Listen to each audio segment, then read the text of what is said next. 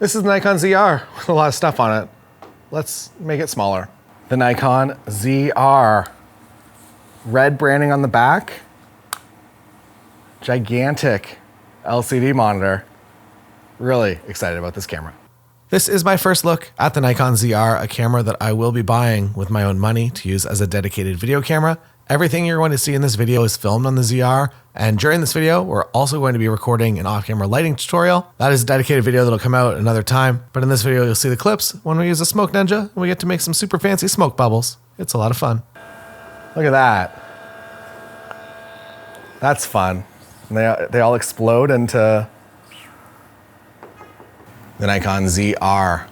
Their first, I guess, earlier this year, we talked about one of the first cinema lenses, and now we're here to talk about their first real cinema camera, I would say, in collaboration with Red. What that means is you get a lot of the features that you would expect from a Red camera, including the color science, and packaged in a Nikon body that is priced closer to an FX30, but does everything an FX3 would do for you. Now, coming from a photography, so to give a little background on what I do. So I am a hybrid photographer / video creator. So I'll go to a wedding day, I'll do my regular photography coverage and also video. YouTube here is another aspect of my business. And on YouTube specifically, I've always kind of gravitated towards a dedicated camera for just my video coverage here. I like to keep things siloed and separated so I don't run into any problems when it comes to card management, that I know any of the video stuff that we shot it here on the Nikon ZR. And when I get back into post-production, I know where all the footage from that's gonna be. On a wedding day, I'm usually using a hybrid camera like the Nikon Z6 III or the Nikon Z5 II. And where this camera fits into my workflow is as a dedicated cinema camera. I am really, really happy with this. So we don't have this for a week or a month. We have this for a couple of hours.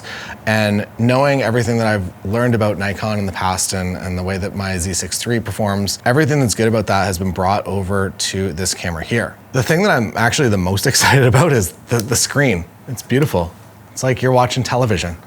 It is incredible. It makes your footage, you can actually see what you're doing. You don't need an external monitor. Everything is built in as this one really small unit. Another very welcome addition is multi-shoe accessories. This is the first microphone for that lineup, and I am excited and hopeful to see more, specifically just for a wireless kit. It's really nice to just be able to go multi-shoe rather than going through the mic cable on the side here. In the camera, everything is just set up for a cinema filmmaker body. The display options you're gonna get if you are coming from just a hybrid camera, you're gonna have a lot more options when it comes to waveforms and the way that they can just display over top of your footage. And you can also easily customize all of that out, and whatever you wanna be seeing on the screen, you can be seeing on the screen, and whatever you don't want there, you can get rid of it. The ergonomics overall are also really nice. So you have a front and back wheel for your aperture, your shutter speed, or whatever you wanna set them to. As well as if you are using one of the power zoom lenses, you have this zoom option up here. And down here you have a micro HDMI as well as your USB-C. Up here, microphone, headphone.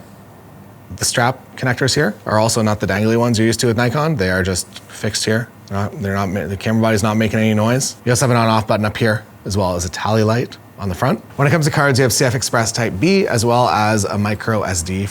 And if you're asking if this camera records a 2-card slot simultaneously, sadly, it does not.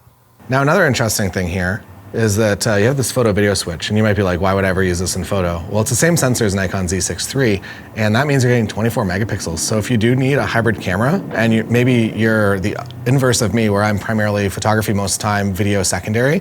If you are primarily video most of the time, but then also photography secondary, this is a completely viable kit.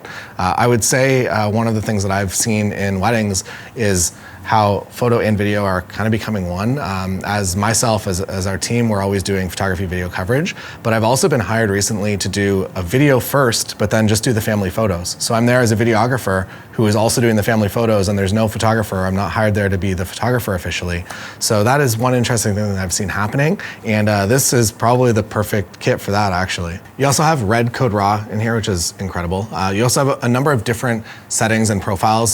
So if you follow the channel, you know that I usually do maybe a baked-in look or a baked-in look that's almost on the way to what I want the final to look like. And you're gonna have lots of options you can download in the future if you do want those red looks. Or if you just wanna shoot red raw, you can do that. A few other things to talk about. There is no fan built in here, which means it's very, very quiet. And also you get 32-bit float, which is incredible.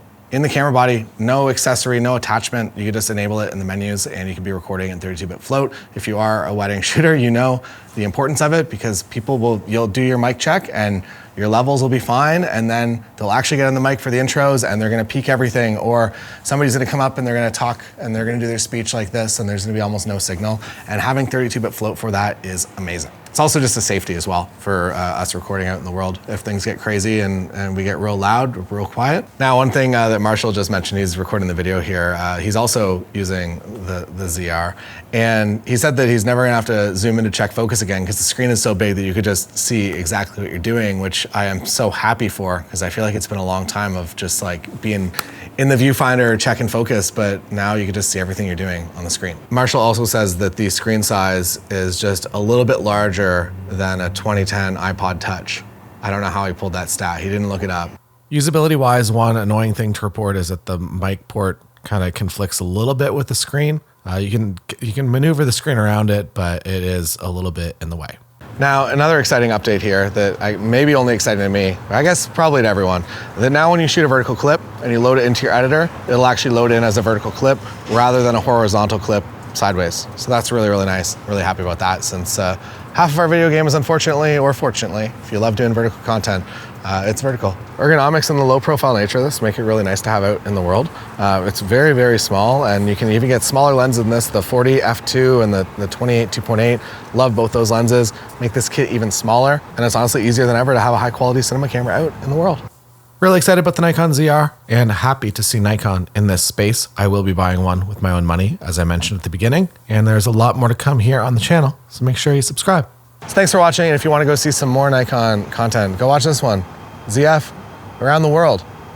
I guess we only go to Japan, but it's really nice. And then, whenever the video with Clarissa is up, I'll put it down here. And if you want to learn off-camera flash for wedding photographers, come on through. It's a fun time. Any questions, put them down below. We'll see you again next time. There's a bee following me. Oh, I hit it. Oh no. Oh, he's coming.